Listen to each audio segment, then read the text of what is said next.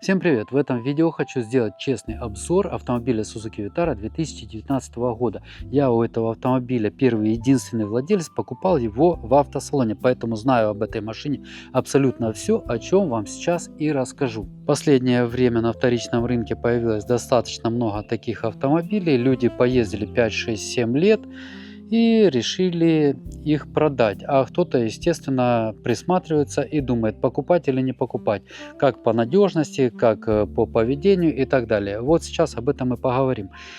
Внешний вид. Бытует мнение, что достаточно устаревший, олдскульный. Это действительно так, потому что модель долгое время не обновлялась.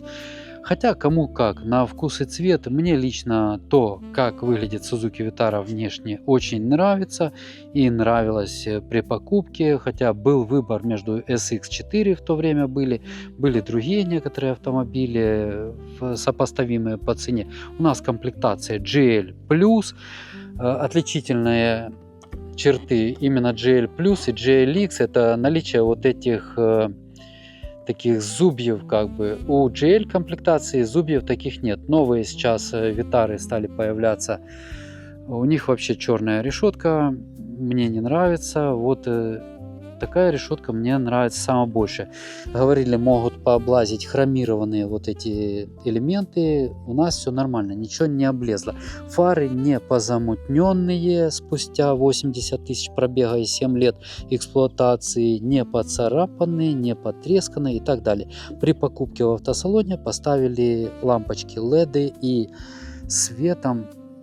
Я очень доволен, что тогда мы поменяли обычные галогенки на LED. Прямо у автодилера поставили еще решетки на радиатор, защиту кузова, передние парктроники, которые абсолютно не пригодились и никогда я ими не пользовался за все время эксплуатации. Смотрите, вот эта часть наиболее часто поражается разными камешками.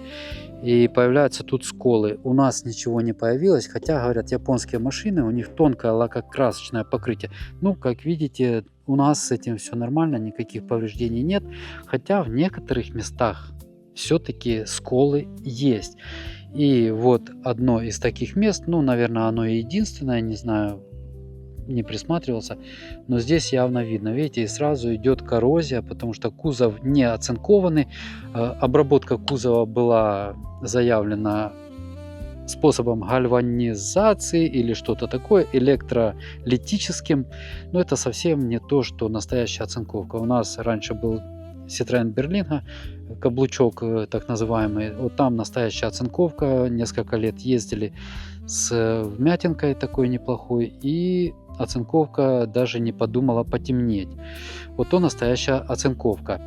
По зеркалам, что зеркала классные, без слепых зон, но с подогревами, без элементов электроскладывания. Вообще Suzuki Vitara, они такие, ну, достаточно бедные на комплектации. Требовать от них чего-то такого особенного я бы, наверное, не стал. Задние фонари в темное время выглядят красиво, они светятся такими полосками достаточно красивыми. И тут фонарь заднего хода, он яркий, при движении задним ходом все видно, что происходит сзади. Камера, вот камера стоит, камера, ну, плохая, неплохая, мне не с чем сравнивать. Мне она помогала. И парктроники задние тоже, которые в салоне мы поставили сразу. Вот реально задние парктроники один раз реально спасли от столкновения с деревом, которое было в зоне теней. Априори у Suzuki Vitara не бывает электрического багажника. Ну, может и есть, но мне это неизвестно. Поэтому все ручками делаем. Вот так он выглядит. Здесь обшивка. Замок срабатывает не всегда нормально. Бывает так, что ну вот сейчас срабатывает, а бывает вот так вот. Это, я знаю, многие жаловались, владельцы Suzuki Vitara. Давайте посмотрим на сохранность. Я именно больше это видео хотел сделать с учетом износостойкости, как может выглядеть бэушная машина спустя все эти годы эксплуатации. Люди присматриваются и думают, брать, не брать, как она будет себя вести. Верхняя полка вот такая, но она привязана вот здесь и вместе с крышкой, поэтому она поднимается тоже что не очень, на мой взгляд, рационально. Ну, есть что есть. По самому багажнику. Багажник небольшой. Для нас лично это было не критично, потому что мы в нем практически ничего не возили. Вот это мне не нравится, что здесь пластик. Пластик достаточно такой, он, вот если так постучу, он гремучий. Ну, хотя в салоне при езде он не гремит. Есть лампочка, которая светит. Иногда приходилось пользоваться. Есть тут розетка. Очень удобно, если подкачать колеса, чтобы не тянуть от самого салона для компрессора. Тут такие углубления и тоже пластик. У нас он не поцарапанный, потому что мы, ну, как старались все-таки бережно как-то к машине относиться. Тут покрытие хорошее. Вот если бы еще тут было покрыто вот таким войлоком, то это было бы вообще, на мой взгляд, ну, наверное, все-таки машина не той ценовой категории, она недорогая, но когда мы брали, она нам вот нравилась за свою надежность, за отзывы, и вот это такой вот электромеханический, будем так говорить, элемент, с помощью которого багажник закрывается. Меняли за эти годы задний дворник, меняли передние дворники. Denso поставили, очень хорошо очищают, но это фирма Denso. Там разные были, по отзывам выбирал, доволен на все 100. Что еще тут? Давайте вот за лючок пару слов скажу. Очень нравится вот эта концепция, что только с салона его можно открыть. Вот здесь в салоне у нас вот такой рычажок. И только водитель на заправке открывает, а заправщик уже подходит и самостоятельно может этот лючок открыть и заправить машину, закрыть и раз, и все. На прошлой машине у нас был Citroёn Berlingo каблучок, ну еще кузов старый. Так там надо было ключ, открываешь, а потом ключ не можешь с той огромной крышки вытащить и ходишь по заправке с той крышкой, с тем ключом. Ну, правда, очень нерационально. Давайте задний ряд посмотрим. Задний ряд, он, конечно, у компактной машины не может быть просторным. Двое взрослых, если и двое деток, то, я думаю, вообще никаких проблем. Есть крепление для автокресел детских. Мы задним рядом практически не пользовались с женой, поэтому ничего не могу сказать по пространству. Тряпочное покрытие. Ну, на высоких комплектациях, вот GL+, GLX, там уже покрытие кожа, кожзам и так далее. Тут пластик. Все как бы по-простому, но в то же время аскетично, но надежно. Твердый пластик, износа нет, потому что мы не пользовались, еще раз говорю, задним рядом. Стеклоподъемник, ручка для бутылки и динамик. Динамик, кстати, музыка играет неплохо, поэтому, ну как неплохо, опять же, все надо сравнивать в сравнении. Нормально и нормально, играет и играет. То же самое жесткий пластик. Тут уже, понятное дело, постоянная эксплуатация передней части автомобиля. Ну, сами видите, как выглядит, таких царапин каких-то или еще чего-то. Ручка, сколько раз ею там пользовались, да? Вот здесь, видите, катушки. Может и не видно будет, но он уже, вот эта ткань, тут кусочек ткани такой, и вот эта ткань, вот лучше бы тут кожзам был или еще что-нибудь, потому что вот тут уже такие легкие катушки. Или локтем я ерзал, не знаю. 4 стеклоподъемника, стекла блокируют и блокируют замки. Управление зеркалами, ну это именно управление стеклом зеркал. Чик-чик-чик. Карман для бутылки. Регулировка переднего сиденья водительского по высоте, по продольно и спинка. Все механическое, понятное дело. Обратите внимание, вот 80 тысяч эксплуатаций, тканевая обивка сиденья, никакого чехла не было химчисток, ни одной химчистки. Вот так выглядит ткань. Подушки, все, ну вот обзорщиков тоже смотрю, я не профессиональный обзорщик, я о своей машине рассказываю, так иногда снимаю для души больше. Смотрят всегда вот как вот эта подушка. Ну, нормальная эта подушка. Вон какая-то складка начинает, но это по ткани. Это не по тому, что внизу, не по поролону, который там, или какой там материал вот этот мягкий. Так что тут нормально все. Порожек.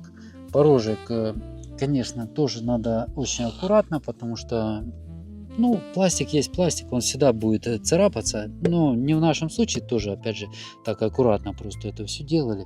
Не напрягаясь, но аккуратно. По петле вот этой закрывания дверей, ну, как новая выглядит. Вот действительно, иногда смотришь, ну, когда уже вообще старые машины, там и изоленты подматывают, еще что-нибудь. Тут таких как бы необходимостей нету, проблем. И это очень хорошо. Давайте посмотрим по салону. Кожаная обшивка руля. Износ тоже минимальный. Очень неплохо, будем так говорить. У нас коробка не автоматическая, а механическая коробка передач. 3 педали.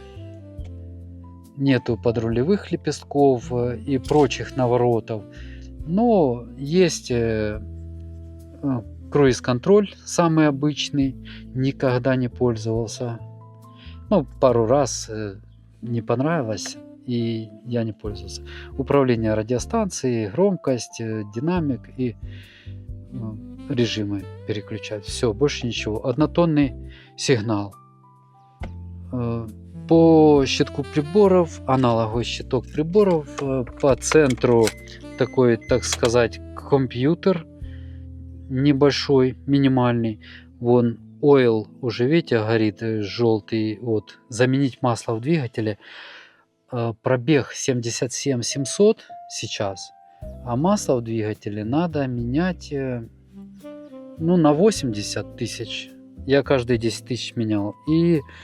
Или один раз в год. Вот сейчас год прошел уже, а 10 тысяч еще не наездил. Как бы надо уже менять, конечно, по сроку, не по пробегу.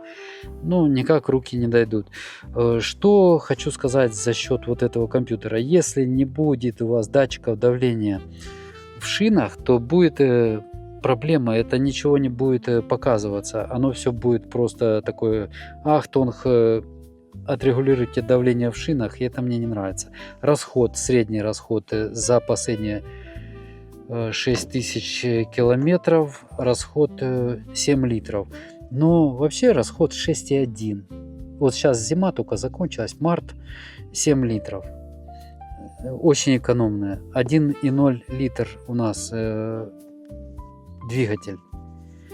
Не нравится, что вот управление компьютером вот здесь, вот это нажимать надо, но это вообще, ну, я не знаю, это каменный век или это какой век? Это, наверное, уже и не каменный век даже, а где-то дальше. Ну, половина каких-то значений на компьютере тоже непонятно для чего, что они показывают. Вот так часы поставим.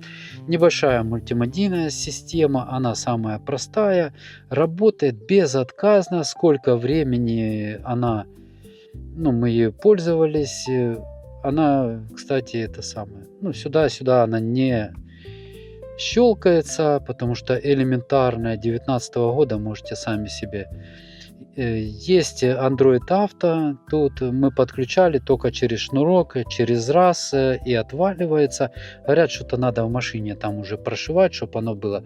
Пожалуйста, произнесите команду. Видите, она даже есть с вот этими голосовыми всякими вызовами, такое тоже есть. У нас климат-контроль однозонный, механический, очень классно, конечно. Ну, аварийка, то понятно. Вот такое самое простое. Кстати, по навигации хочу сказать, что я ставил дополнительно, вот тут есть такая штучка, вот такую вот карточку выписывал специально, фирменная, Suzuki. Я ее на eBay выписывал с Прибалтики, по-моему. Там $10 она стоит со всеми картами. Все европейские карты, пожалуйста, можно их ставить, переставлять и ехать куда угодно. Но они или обновляются, или не обновляются, я не знаю. насколько они обновляются. Если что, вот и есть крепление, я сделал специально такое магнитное для того, чтобы смартфон. Пятиступенчатая коробка передачи, иногда шестой передачи не хватает. Коробка классная, переключается легко, без всяких там вот этих скрипа какого-то, треска. На газоне учился в ДОСАФе в 90-м году, так там, ребята, я вам хочу сказать, двойной выжим, там перегазовка и все такое прочее. Ну, техника есть техника. Подлокотник с кожзам таким покрытием, ну и там отсек такой небольшой, этот самый бардачок, которого вполне достаточно. Вот тут мягко, мягко, радуемся, тут мягко, тут твердо, опять печалимся. Ну и там все то же самое. Вот так выглядит салон этого автомобиля. Давайте двигатель напоследок. За коробку я сказал, что вообще никаких проблем. Коробка механическая, но она классная. На механике я и привык ездить. Всю жизнь на механике. Хочется уже и автоматик взять, конечно, попробовать. Но все впереди, наверное. Нет никаких датчиков света, датчиков дождя. С этим тут проблемы. Открываем капот. Кстати, я хочу сказать, что вообще с этой машиной, вот по проблемам, если говорить, то проблем с ней вообще никаких за эти почти 7 лет не было. Своевременные плановые ТО у официальных дилеров, масло, свечи меняли и так далее. Так, сейчас я ее прицеплю, вот эту. Не совсем удобно, но ничего. Уже и забыл, как его открывать, потому что капот не так часто приходится открывать. Трехцилиндровый двигатель. Раз, два, три. Я сюда не лазил никогда. Аккумулятор 7 лет. Аккумулятор. Ну, то есть это родной аккумулятор. Вот сколько машине, столько аккумулятору. Блоки управления. Туда я тоже ничего, слава богу, не лазил. Все это делают без нас. Вроде ничего не течет. Насколько видно отсюда, ну, на сервисе лазят, ничего никогда не говорили, что где-то что-то потекло. Вот следующий сервис, сказали, будут менять ремешки вот эти внешних всяких агрегатов. И поэтому это будет дорогой сервис достаточно. Вот на 80 тысяч они посчитали 12 тысяч гривен почти. Если все ремни надо будет менять. До этого сервисы были 5, 6, 7 тысяч. Такие недорогие. Вот как выглядит, в принципе, подмоторное пространство. Трехцилиндровый двигатель 112 или 116 лошадиных сил. Но за счет того, что он турбированный, он прет с самых низов, чуть газу, он уже это самое. Но нужно признать, что не хватает, иногда не хватает. На обгонах двигатель не так, чтобы очень он такой задиристый. Я хотел 1.4 двигатель купить, когда в салоне мы были, но тогда на тот момент денег чуть-чуть не хватило, пришлось брать вот этот. А этот двигатель на тот момент, 19 год, он был новый, никто не мог сказать, как он будет ездить, как он будет вести себя и так далее. То есть был некоторый риск, можно так сказать. Но вот спустя 7 лет и 80 тысяч километров я вам могу сказать, друзья, этот двигатель показал себя прекрасно. Вообще говорят, Suzuki, именно Suzuki, не просто японцы, а Suzuki, они мастера вот малообъемных двигателей. У них даже двигатель самый маленький, там 0,6 литра объемом на каком-то ихнем японском автомобиле. А вот я разговаривал с человеком, он на таком двигателе, точно такой двигатель, 1-литровый, и Suzuki Vitara у него такая же, он проехал 260 тысяч километров без всяких проблем, без ремонтов и так далее. 260 тысяч человек проехал на таком двигателе. Так что 80 на вот этом или 77, это еще такой детский, будем так говорить, возраст. Есть, кстати, антишумка, но по дороге машина, наверное, шумноватая. Все говорят шумноватая. Мне, честно говоря, если сравнивать с моей предыдущей машиной Citroёn Berlina, то она тихая, кажется. Потому что тот каблучок у меня был еще пошумнее такой. Ну, говорят, люди, которые могут с чем-то сравнить, значит, они ж тоже свое мнение высказывают. Наверное, могла бы быть эта машинка и потише. И подытоживая, в общем, ни по двигателю, ни по ходовой, ни по каким-то другим вопросам проблем у меня с этой машиной за 80 тысяч пробега не было. И я думаю, что так и будет дальше. Почему? Потому что обычно проблемы как-то начинают вылазить постепенно, подстукивать начинает, или как-то мотор начинает менять звучание свое и так далее. Как у меня было с предыдущим автомобилем, опять вернусь уже к своему Citroёn Berlin, что там к 80 тысячам уже мы поменяли, я вам сейчас скажу, прогорела прокладка ГБЦ, поменял подшипник кондиционера, поменял задние подшипники на балке вот эти, потом сайлентблоки, амортизаторы. Может, что-то сейчас еще упустил, но поменял я там к 80 тысячам уже очень многое. На Сузуки даже мысли такой нету. Диски протачивали, тормозные диски протачивали чуть-чуть каемочку. На сервисе, там, на подъемнике они говорят, вот надо бы там чуть-чуть проточить. Ну, надо проточить, проточили. Больше, ну, колодки там, понятно, это все меняется. Тут куда без этого денешься. Свечи меняли тоже на машине. А так вообще никаких, в принципе, проблем. Так что, друзья, если вы присматриваетесь к подобному автомобилю, смотрите только единственное, мой такой совет, как выглядит внешне. Вот износ, потому что сейчас, знаете, сами могут впарить, скажут 100 тысяч пробег, а там будет 250 тысяч пробег. По износу уже там посмотрите внешний вид, как она выглядит, сохранность, как выглядит на 80 тысячах пробега, я вам сейчас показал. Так что, в принципе, будет с чем-то, может быть, сравнить, немножко вспомнить, как у меня выглядело, и уже сделать свои какие-то выводы. На этом видео закончу. Спасибо всем за внимание, кто досмотрел его до конца. Если было полезно, не забудьте, пожалуйста, поставить лайк. Вам не трудно, мне приятно, как говорится. И продолжаем снимать дальше. На этом видео заканчиваю. Всем желаю ни гвоздя, ни жезла.